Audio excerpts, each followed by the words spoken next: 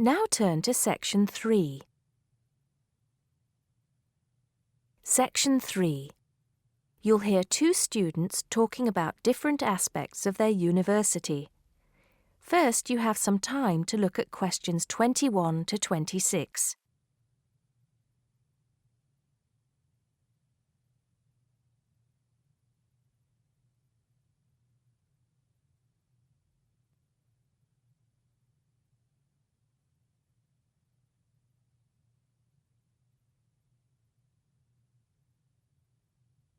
Now listen carefully and answer questions 21 to 26. Great party last night. You should have come. But anyway, so what have we got to do here?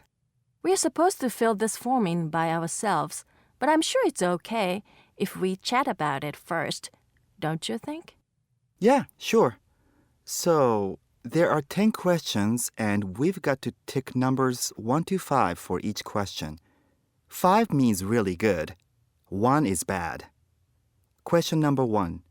Was the course well organized? We'll give that a 5, agree? Yep. No question about that. What does question 2 mean, though? Was the teacher flexible? Is it good to be flexible? Well, that means, was the teacher very strict?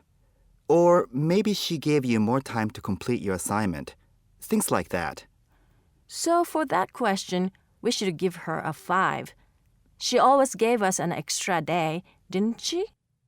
And she wanted to know our opinions on things. We had great discussions. Fair enough. What about this one? Was the teacher friendly and encouraging? I'm not sure about that. She was friendly to some students, but I think she had a problem with Mike and Alex, who were usually late.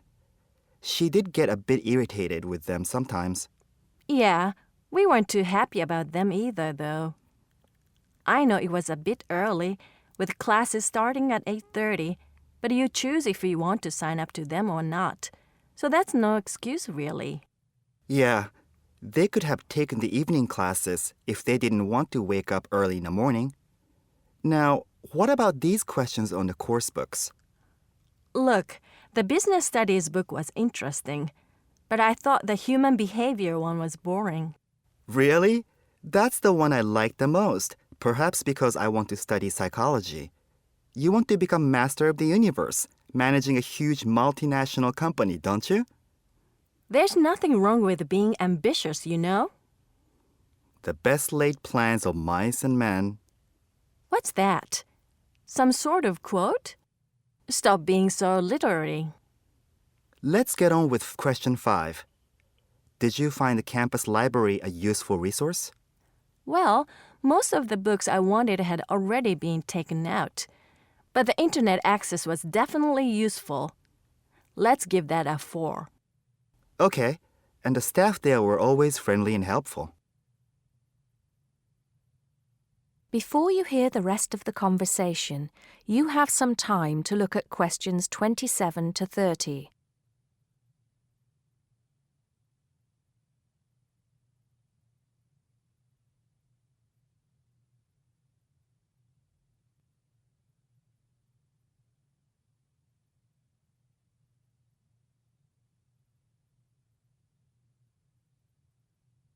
Now listen and answer questions 27 to 30. Now, what's this? You know, they keep going on at us about how we don't use the off-campus library enough. I suppose this question is to test if we know where things are there. So here's a plan of the library. You use it more than me. I've only been there once, actually. You tell me. Right. So as you go in, the librarian's desk is on your right. Directly opposite is the section for new publications, new books the college has acquired. Some of them are actually written by our own teachers, interestingly enough. Then there's lots of seating and the computers. Behind that, we've got the periodicals, newspapers and magazines. And that's before the reference section, you know, with the books you can't take out. Dictionaries and encyclopedias? That sort of stuff. Now, I do know where the management section is. It's right at the end on the left, isn't it? Just before the stairs up to the lecture theater. No. Sorry. Management and business studies, along with marketing, are all, as you said, at the back, but on the right. Oh, so what's on the left then? That's the fiction section, or literature. Now, if you want to photocopy something, where do you go? I think I remember. Isn't it one of the rooms after the entrance on the right? Yeah. It's between the multimedia room and the seminar room. They're all behind the librarian's desk. What about the toilets? For those, you have to go downstairs. That's where the computer studies section is too, for some reason. Let's get on with the next question. That is the end of section 3. You now have half a minute to check your answers.